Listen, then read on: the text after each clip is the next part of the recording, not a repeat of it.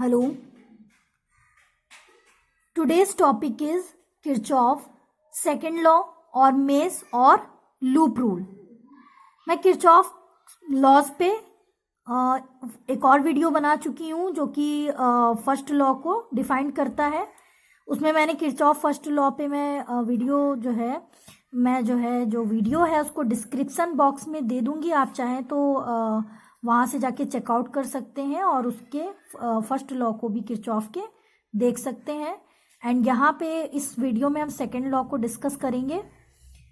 और ये यहाँ पे जो आप एक डायग्राम देख रहे हैं, ये हमारा सेकेंड लॉ जब हम लिखेंगे तो हमें ये डायग्राम बनाना पड़ेगा। किरचॉफ सेकेंड लॉ का ये डायग्राम है। तो देखिए ये क्या है, ये एक इलेक्ट्रिकल सर्किट है। तो यहाँ पे हमारा जो है हमारी दो सेल हैं E1 और E2। देखिए ये इसमें दो मेस हैं, दो क्लोज्ड मेस हैं। एक क्लोज्ड मेस 1 है एंड एक क्लोज्ड मेस 2 है। ओके, तो देखिए यहाँ पे जो है हमारे रेजिस्टेंस कितने हैं, 3 हैं। Resistance R1, resistance R2 and resistance R3। ये ऊपर वाली जो आप क्लोज्ड मेस देख रहे हैं ये नंबर 1 क्लोज्ड मेस है एंड ये नीचे ये जो है ये क्लोज्ड मेस 2 है। ओके, तो यहाँ पे देखिए कि हमारी दो सेल है E1 E2। क्लोज्ड मेस 1 में हमारी जो करंट है, जो करंट फ्लो हो रही है वो करंट हमारी I1 है। एंड क्लोज्ड मेस 2 में जो हमारी करंट फ्लो हो रही है वो करंट हमारी जो है I2 है। ऊपर I1 करंट फ्लो हो रही है, नीचे I2 करंट फ्लो हो रही है। अच्छा, यहाँ पे ये पॉइंट A है हमारा एंड ये पॉइंट B है। तो यहाँ पे देखिए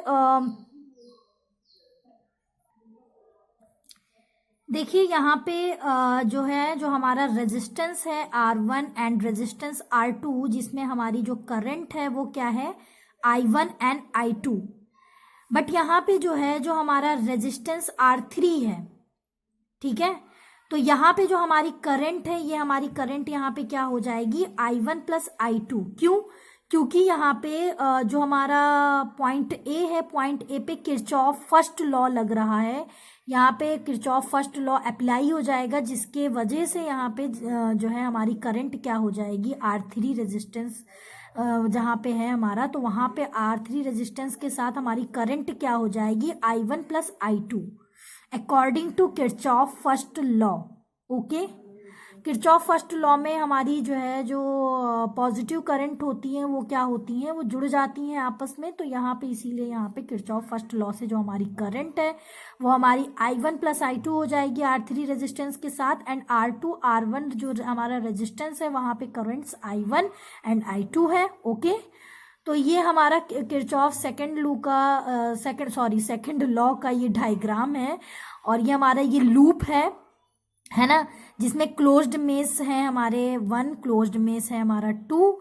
ठीक है, तो इस डायग्राम की डिस्कशन तो हो गई। चलिए हम देखते हैं कि इस डायग्राम को बनाने के बाद हम इस लॉ को लिखेंगे कैसे। ओके, तो हम इस लॉ को मैथमेटिकली भी इसको फॉर्मूले के थ्रू भी लिख सकते हैं और थ्योरेटिकल भी उसे हमें लिखना होगा। तो ये लॉ देखिए, ये लॉ क्या कहता है, ये लॉ कहता है कि इन एनी क्लोज्ड मेस, है ना, ये लॉ कह रहा है हमारा, ये लॉ हमारा कहता है कि इन any closed mess of electrical circuit. देखिए इलेक्ट्रिकल सर्किट का जो है क्लोज्ड मेस ही तो था जो अभी हमने डिस्कस किया था, है ना।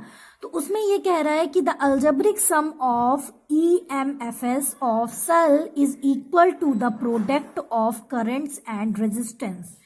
कहने का मतलब है कि जो हमारा इलेक्ट्रिकल सर्किट है उसमें जो क्लोज्ड मेस है ना, ये हमारा इलेक्ट्रिकल सर्किट है, इसमें क्लोज्ड मेस है हमारा 1, closed mess 1 and closed mess 2, जिसमें अलग अलग जो है करंट्स फ्लो हो रही हैं, है ना, अलग अलग धाराएं बह रही हैं और सबका रेजिस्टेंस, सबका प्रतिरोध भी अलग अलग है ना।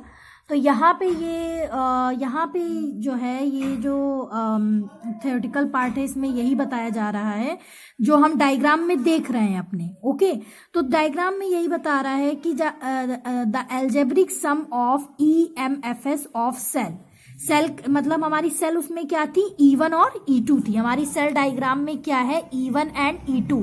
तो इसकी EMF भी होगी, विद्युत वाहक बल भी होगा, है ना।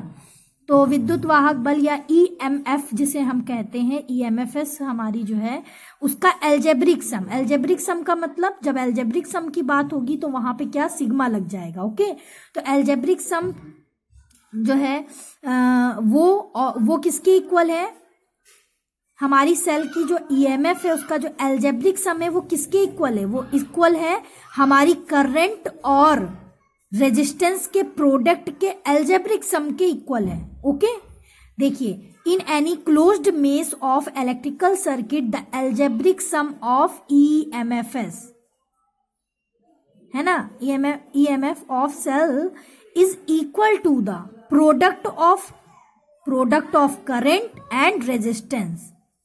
ठीक है, तो सेकेंड लॉ हमारा यही कहता है कि जो है जो हमारी करंट है और जो हमारा रेजिस्टेंस है उसका जो प्रोडक्ट है उसका एल्जेब्रिक सम किसके इक्वल है, जो हमारी जो वहां पे हमारी डायग्राम में जो दो सेल लगी हैं E1 E2 उसका जो EMF E है टोटल, तो उसके एल्जेब्रिक सम के इक्वल होगा। ओके, तो अब देखिए हम इस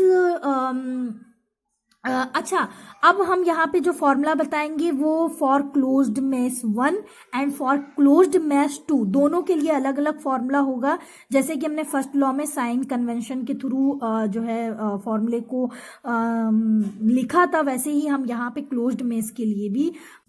अब देखिए यहाँ पे हमें जो है फॉर्मूला लिखना है फॉर क्लोज्ड मेश 1 के लिए, जो कि जो है Kirchhoff according to Kirchhoff second law होगा। सेकेंड लॉ के अकॉर्डिंग यहाँ पे देखिए क्लोज्ड मेश 1 के लिए हमें फॉर्मूला लिखना है। तो देखिए हम यहाँ पे डायग्राम को देखते हुए फॉर्मूला लिखेंगे कि हमारा फॉर्मूला क्या होगा। ठीक है, अब देखिए यहाँ पे हमारा क्या हो जाएगा, हमारा देखिए यहाँ पे फॉर क्लोज्ड मेश 1 है तो हम ये मेश लेंगे अपनी। तो यहाँ पे देखिए करंट क्या है, हमारी I1 है। ठीक है, करंट हमारी यहाँ पे I1 है एंड फिर उसके बाद जो है हमारा जो है यहाँ पे रेजिस्टेंस क्या है, R1 है। तो यहाँ पर हम क्या लिखेंगे, I1 एंड R1। ओके, यहाँ पे हो जाएगा I1 R1, क्योंकि ये according to Kirchhoff second law है, तो किरचॉफ सेकेंड लॉ में करंट और रेजिस्टेंस का जो है प्रोडक्ट रहता है ना, तो यहाँ पे इसीलिए हम प्रोडक्ट के उससे यहाँ पे हम I1 और R1 लिखेंगे एंड फिर हमारा क्या हो जाएगा। अब हम यहाँ से देखेंगे अगर, तो यहाँ पे देखिए हमारा क्या है, अब यहाँ पे ये इस तरीके से आ रहा है, फिर यहाँ पे ऐसे आके I2, यहाँ पे डायरेक्शन चेंज हो जा रही है ना। तो यहाँ पे जब डायरेक्शन चेंज हो रही है, पहले देखिए डायरेक्शन इधर को आ रही है, पहले यहाँ पे ऐसे थी, ठीक है, ऐसे थी, यहाँ पर जा रही थी, फिर डायरेक्शन इसकी ये डायरेक्शन यूं थी, तो यहाँ पे I1 और R1 हो गया, फिर यहाँ पे आते आते ये यहाँ पर आ गई, है ना। तो यहाँ पे देखिए डायरेक्शन क्या हो गई, चेंज हो गई। पहले डायरेक्शन क्या थी, यूं थी, देखिए ये यहाँ पे एरो बना है तो डायरेक्शन यहाँ इधर की ओर दिखा रहा है। फिर जब हम यहाँ पे ऐसे आते आते जब यहाँ पे हम आएंगे तो यहाँ पे देखिए हम जो है तो हमारी डायरेक्शन यहाँ पे जो डायरेक्शन है वो चेंज हो जाएगी। तो यहाँ पर हमारा इसीलिए क्या आ जाएगा, माइनस का I2 एंड R2, है ना। देखिए यहाँ पे क्या, ये I2 है और यहाँ पे क्या है, R2 है, तो ये हो जाएगा माइनस में। ओके, तो यहाँ पे आ जाएगा माइनस में एंड फिर हमारा इक्वल क्या हो जाएगा, सेल की EMF क्या है, E1 माइनस का E2। ठीक है, यहाँ पे सेल हमारी दो हैं, E1 माइनस E2, ऊपर E1 ले लेंगे, यहाँ पे डायरेक्शन चेंज होगी तो हमारी ये जो सेल E2 है ये भी क्या हो जाएगी, माइनस में हो जाएगी। ओके, अब देखिए यहाँ पे हम फॉर्मूला फॉर क्लोज्ड मेश 2 के लिए लिखेंगे। अब क्लोज्ड मेश 2 के लिए भी देखिए हम क्या करेंगे, सबसे पहले हम यहाँ पे आ जाते हैं क्लोज्ड मेश 2 में। तो यहाँ पे हमारा I2 R2, पहले तो हम ये लिख लेंगे I2 R2, यहाँ पे जो है प्लस में आ जाएगा, ये जो हमारी जो करंट है ये जुड़ जाएगी, I2 R2 प्लस हमारी क्या हो जाएगा, I1 प्लस I2। ठीक है, यहाँ पे देखिए हमारा पहले, सॉरी यहाँ पे मैंने यहाँ से बताया आपको, देखिए फॉर क्लोज्ड मेश 2 के लिए जो हम फॉर्मूला लिख रहे हैं तो हम यहाँ पे यूं जाएंगे, पहले हम लिखेंगे I2 R2, फिर यहाँ पे हम ऐसे ऐसे आते हुए देखिए हमारी डायरेक्शन तो ये चीज हमारी क्या है, ये जुड़ जाएगी, जो करंट है I1 प्लस I2 ये जुड़ जाएगा, ठीक है। फिर उसके बाद यहाँ पे हम जो है इसके मल्टीप्लाई में R3 लिख देंगे, क्योंकि देखिए I1 I2 के साथ उसके प्रोडक्ट में क्या है, एक रेजिस्टेंस R3 है, तो यहाँ पे हम R3 देखिए यहाँ पे R3 हमने लिख लिया। फिर ये किसके इक्वल हो जाएगा, E2 के, ओके। तो यहाँ पे हमारी दूसरी फोर्स क्लोज्ड मेश 2 के लिए, तो इसीलिए हमारी सेल भी यहाँ पर E2 होगी, तो यहाँ पे हमारा E2 आ जाएगा, ओके। तो ये फॉर क्लोज्ड मेश 2 के लिए फॉर्मूला है और ये क्लोज्ड मेश 1 के लिए फॉर्मूला है। एंड ये जो हमारा जो लॉ है वो किसको मॉडिफाई करता है, कंजर्वेशन ऑफ एनर्जी को। तो देखिए यहाँ पे ये हमारा फॉर्मूला हो गया, ओके। तो ये जो है, जो ये सेकेंड लॉ है, ये कंजर्वेशन ऑफ चार्ज को मॉडिफाई करता है, तो इसीलिए इसको कौन सा रूल बोला जाता है, voltage rule. It's law also called voltage rule. और ये किसे मॉडिफाई करता है, कंजर्वेशन ऑफ चार्ज को, इसीलिए ये हमारा वोल्टेज रूल होता है।